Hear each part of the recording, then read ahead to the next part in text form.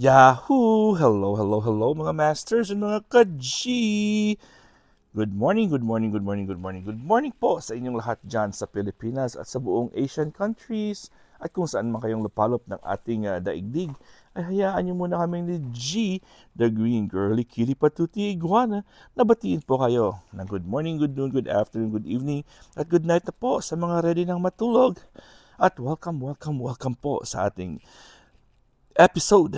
It's a Monday episode ng ating G and Daddy Health and Lifestyle Tips. Ayun po, ayun po ay Lunes na at kami po ay pabalik na ng El Paso, Texas. Ayun, as of the time na nagpi-play po ito, kami po ay nagda-drive pabalik po ng El Paso. At syempre meron kaming short vacation po sa Las Vegas, Nevada sa aming family doon. So, syempre, meron tayong chance na dalhin si G. Kaya po si G ay pinapasyal-pasyal natin dito sa bakuran ng aking uncle na taga dito sa Las Vegas. So as of recording, ako po ay nandito pa rin sa Las Vegas. Nag-pre-record na po tayo. Kasi, syempre, hindi naman pwede na habang nagda-drive po tayo ay maghahanap pa tayo ng content. So, nag-record ako earlier para make sure na meron tayong premiere. Siyempre, commitment natin yan. At nagkabuhol-buhol nga ang ating mga recordings. Iba yung mga nagpe-play sa ibang araw. Kaya po ako yung napilitang mag-update talaga. Mag-update tayo. So, ilang araw na rin po si G natin na nagustuhan niya ang kanyang environment po dito. Dahil sa labas po siya. Okay? So, nakapag-ikot-ikot siya sa umaga at nakapag-live din tayo na tayo po ay nasamahan na natin si G para po sa kanyang morning sunbathing activities. Okay? So, ilang beses din po tayo nag-live, di ba? Mga masters and mga ka-G. At maraming salamat po sa mga nakapunta at naka-attend po, mga present po sa ating live. At syempre sa mga premiers natin. Alright, continue po natin how to avoid or how to prevent headaches. Nag-lecture na tayo kahapon at ating mga binigay na mga examples at mga suggestions para ma-avoid ang headaches. And number 1 is exercise. Number 2 is sleep. Number 3 is stress management. Number 4 is limit caffeine. And number 5 is hydration. So number 5 na yung nabigay natin, 5 na po. So let's go. Let's proceed sa number 6, mga masters and mga ka-G. So we have choose nutritious foods. So we have to be aware and we have to know that choosing the right kinds of food can also avoid headaches. And most of the time, yung mga kinakain po natin, sila po ang nagkakos pala ng ating headaches. Lalo na kung ayaw po ng katawan natin yan o yan po ay hindi siya nutritious. So halimbawa, kumakain ka ng mga junk foods, wala palang nutrition nakakuha ang ating katawan dyan sa kinakain natin. So, syempre, magkakaroon po tayo ng mga problema. Headache is also part of it. So, we have to make sure that we take care of our body correctly. Yeah. So, when we say nutritious foods, if you can remember that we have our My Healthy Eating Plate Guide. So, our My Healthy Eating Plate Guide is half of our plate should be made up of more vegetables than fruits.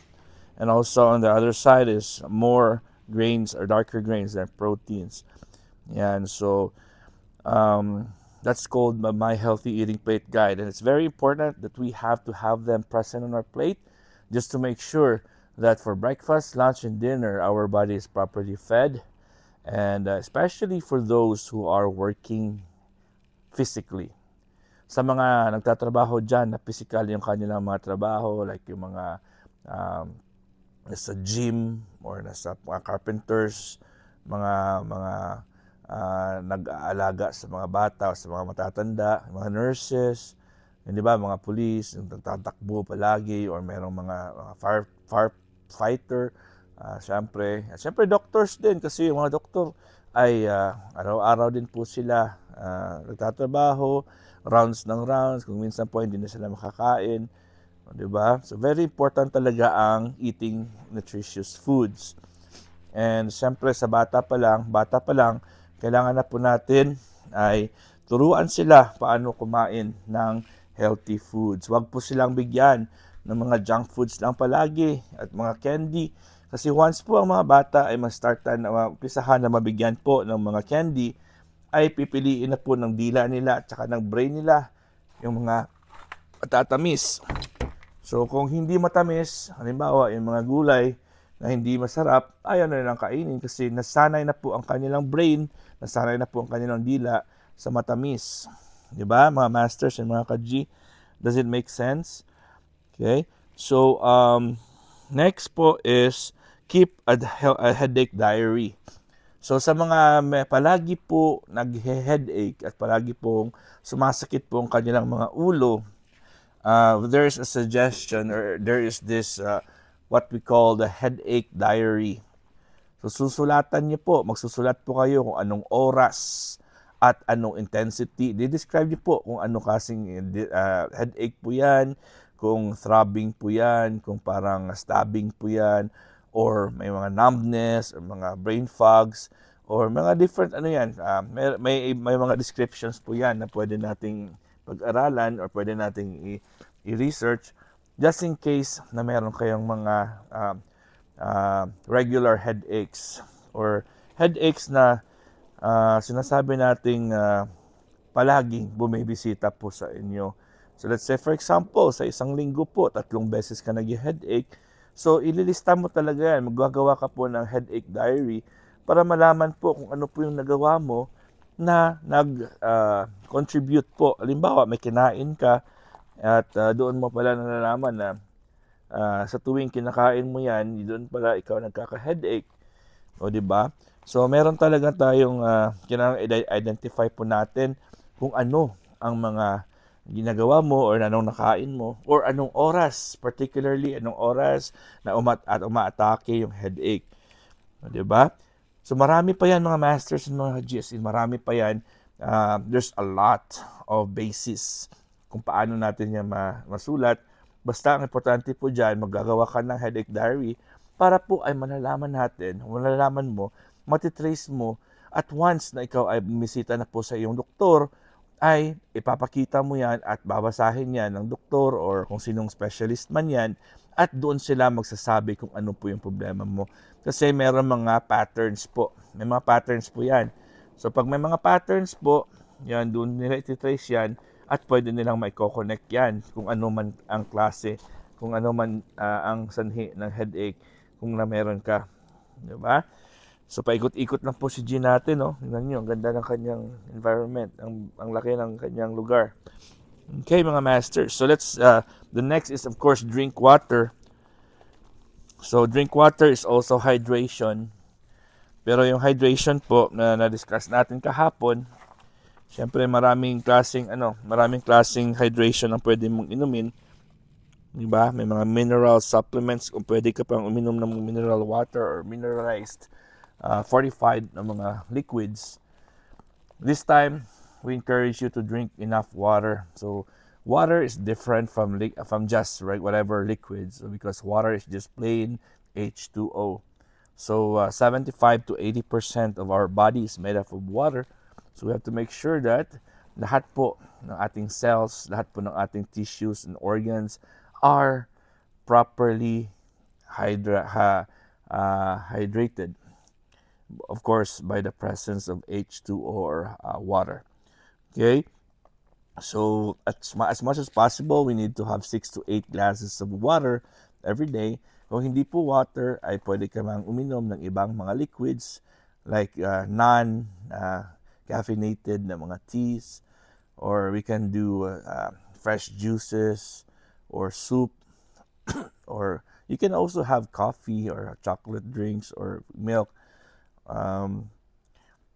Or whatever drinks there are na pwede mong inumin. Basta syempre wag lang po natin isama dyan ang soda or soft drinks. Kasi yung soft drinks po will also cause you a lot of dehydration. Kasi na-discuss na rin po natin yan na 1 can or 1 glass of soda or soft drinks na nainom mo ay kailangan talagang uminom ka agad ng 32 na baso ng tubig. Yun ang pamalit mo. Pag nakainom ka ng isang baso o isang lata ng soda or soft drinks, kailangan talagang bawiin mo. Kailangan mong uminom agad within that particular day ng 32 glasses of water to avoid your blood pH or your blood circulations pH level to drop to 2.8 pH, which is highly acidic. So you have to avoid it by making sure that you dilute your blood, your system. So you have to make sure you drink at least 32 glasses of water. Ayan po mga masters and mga ka-G. Grabe. So sa atin po dito, sino ba yung ang makakayang uminom ng 32 glasses of water? O syempre wala po, di ba? Wala pong makakakaya ng ganyan.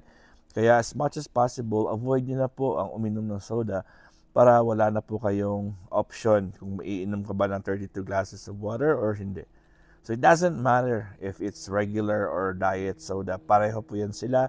And as much as possible, pag meron pong tinatawag na phosphoric acid at carbonic acid or something that is also that undergoes the process of carbonation and with the presence of aspartame, yan po ang i-avoid natin kasi those are very, very acidic sa ating katawan.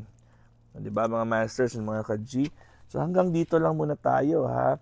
Maraming salamat at sa araw na Lunes na ito, maraming salamat po at sinamahan nyo kami. Ngayon po, ako ay nagdadrive pabalik ng El Paso at ako po ay super happy at kahit papaano po ay nandyan pa rin kayo. Kung hindi ko rin kayo na shout out at na pin or kung hindi ko kayo nalagyan ng jacket just in case ako po ay nagdadrive as of now. Pag hindi, then nagpalitan po kami ng uncle ko sa Manibela. Pabalik na po sa El Paso. So we are driving 11 hours back. I hope that we'll arrive a little bit early. Right, this is your one and only Master Worm. And G, God is great. Yahoo!